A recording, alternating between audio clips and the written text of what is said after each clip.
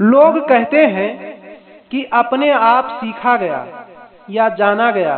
या समझा गया कोई भी तथ्य अनुभव कहलाता है। लेकिन यह भी सत्य है कि अनुभव के द्वारा सीखा गया कोई भी तथ्य संसार में किसी के पास नहीं होता है। अनुभव किसी के द्वारा बनाए गए रास्ते पर नहीं चलता है, बल्कि वह अपने द्वारा बनाए गए ही रास्ते पर चलता है, जिस रास्ते की जानकारी संसार के किसी भी मनुष्य के पास नहीं होती है। इसलिए मेरे प्यारे भक्तजनों, दोस्तों, आप लोग अनुभव के द्वारा सीखने का प्रयास कीजिए, जिससे आपके पास वह धरोहर होगा जिसे समझने के लिए लोगों की लाइन लगी होगी, और उस लाइन में आप सबसे आगे क्या सीधे स्टेज पर होंगे। इसी तरह हमने अनुभव किया कि लोगों की क्या पूरे समाज की यह गति है कि एक गरीब आदमी की तीसरी पीढ़ी बहुत बड़ी अमीर होती है तथा एक अमीर की तीसरी पीढ़ी बहुत बड़ी गरीब होती है। इसका प्रमुख कारण यह है कि एक गरीब आदमी जब पहली पीढ़ी में अमीरी की ओर प्रस्थान करता है तो उसके अंदर थोड़ा सा अहम पैदा होता है, जिसे हमने सबसे पहले साहित्य व धर्म के अनुसार अनुभव किया और माना कि उस मनुष्य में थोड़ा सा घमंड आ गया, जिसके कारण जिस घमंड का प्रभाव उसकी दूसरी पीढ़ी पर पड़ा, जिसके कारण दूसरी पीढ़ी पहली पीढ़ी से अधिक अहंकारी हो गई। उसके बाद तीसरी पीढ़ी पर जब दूसरी पीढ़ी का प्रभाव पड़ा तो तीसरी पीढ़ी बहुत अधिक अहंकारी व घमंडी हो गई, जिसके कारण अब इस तीसरी पीढ़ी से उत्पन्न संतान विनाश की राह पर निकलने के लिए तैयार हो गए और क्रमशः विनाश करने वाले रास्ते पर चलने लगे, जिसका सीधा अर्थ है तीसरी पीढ़ी का गरीबी की ओर प्रस्थान होने में सहायक होना। इसी प्रकार ये गरीब जो गरीबी की मार खाते हुए और अनुभव के द्वारा सीखते हुए पीढ़ी को अमीर बनाया था, उसकी तीसरी पीढ़ी गरीबी की ओर प्रस्थान करने में सहायक सिद्ध होती है। इस प्रकार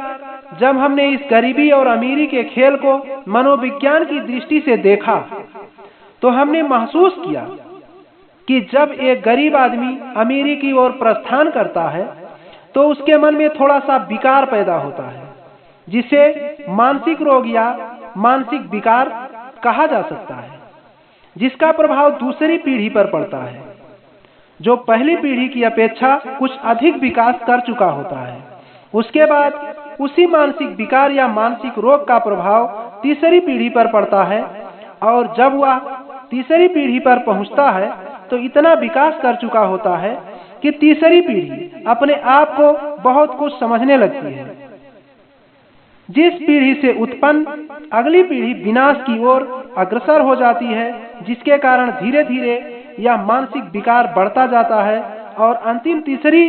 पीढ़ी बहुत अधिक गरीब हो जाती है।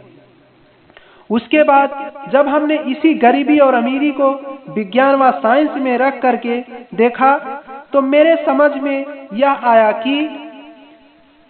जब एक गरीब आदमी थोड़ा सा अमीर बनता है तो उसके मन में थोड़ा सा मानसिक अहंकार पैदा होता है और उसका विकास होता है, जो विज्ञान के अनुसार चाहे मानसिक विकास हो चाहे मानसिक विकार हो, दोनों का प्रभाव जीनेटिक प्रभाव के द्वारा दूसरी पीढ़ी तक पहुंचता है, जिसे जीनेटिक्स विकास कहते हैं। इस प्रकार से जब गरीब आदमी पहली पीढ़ी में थोड़ा सा अमीर होता है तो उसके मानसिक स्थिति में थोड़ा सा बदलाव अपनी गरीबी को देखते हुए होता है, जिसका प्रभाव आने वाली पीढ़ी पर जीनेटिक विकास के द्वारा पहुंचता है, जो थोड़ा भोग विलास की ओर ले जाता है,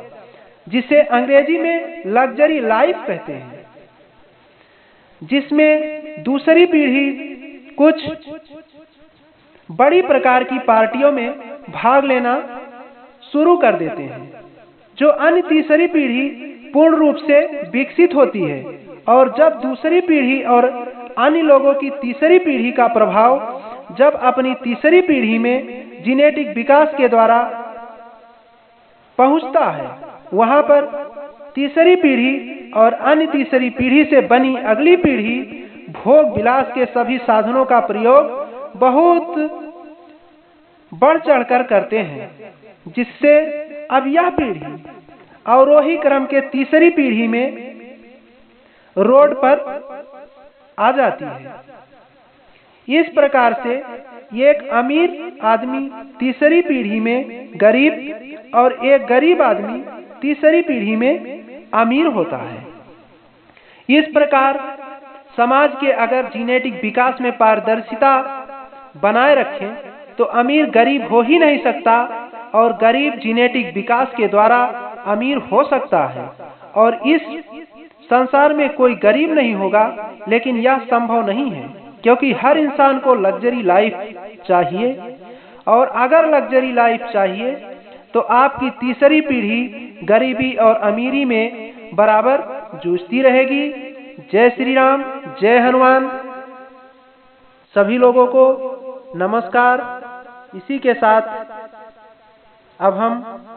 अपनी वाणी को विराम देते हैं। अगले वीडियो में फिर मिलेंगे। जय श्री राम, जय हनुमान।